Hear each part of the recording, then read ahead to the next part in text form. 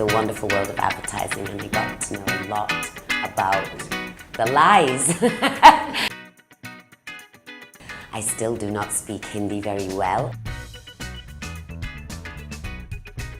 I was not born here, I was born in the UK. So when I was growing up as a child, I always actually wanted to be a hairdresser. I mean, the aha moment for me was when I was 14 years old. I started going to the salon with my mom when she would get her hair done. And my mom's someone who's really kind of particular about her hair. I started working during my school holidays and on weekends. And I just loved salon life. I loved the fact that people were very individualistic. I had a very unusual name in the UK. I had a very unusual look. So it was for the first time for me that I had been accepted for being a little bit unique or a little bit different. I actually did my training in the northwest of England. I started, that's kind of where I'm from in the UK. And fashion was really like out there in the 80s.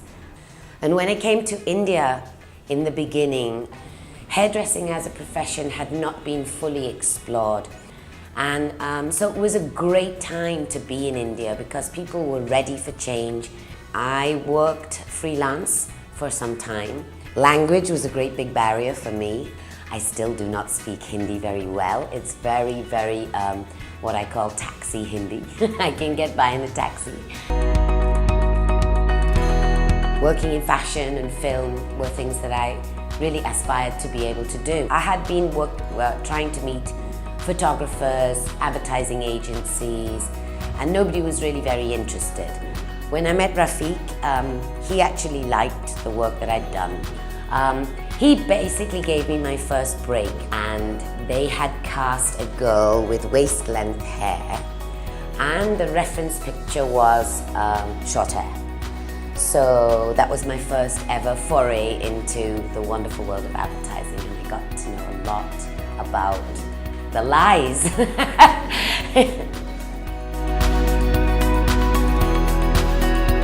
So Dil Chahta Hai for us, I think, is always going to be one of the most favorite projects we've ever worked on. So we worked with looks that we were just very, very into, working with styles and techniques of cutting hair that we were into at the time. We never ever thought really anything more of it than that.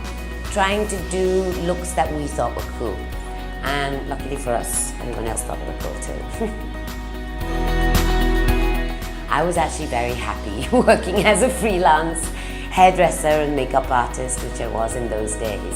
It was my brother really who kind of wanted to have a business of his own, and you know, this is a very old joke.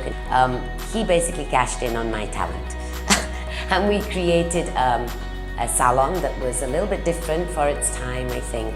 It was all about passion in those days. I'm the kind of person, and I'm from a background of people who are very happy to get their sleeves rolled up and do anything that is required to make something happen. From preparing a salon environment, to sweeping the floors, to making the coffee, to cleaning the bathrooms, to whatever was needed. We had quite a grand space with only 4 salon chairs.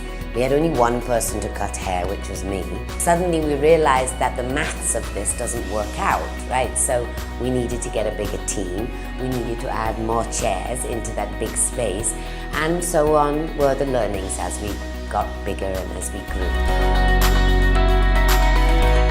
What was on my mind was growth, was products.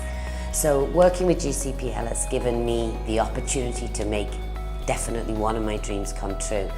And I think that in collaboration with GCPL on the products, that's one aspect of our business, but we also have many other verticals of the business. We have our franchise, we have our salons, we have our academies, and we have our shoot crew, which is the work that we do outside of or in film and fashion.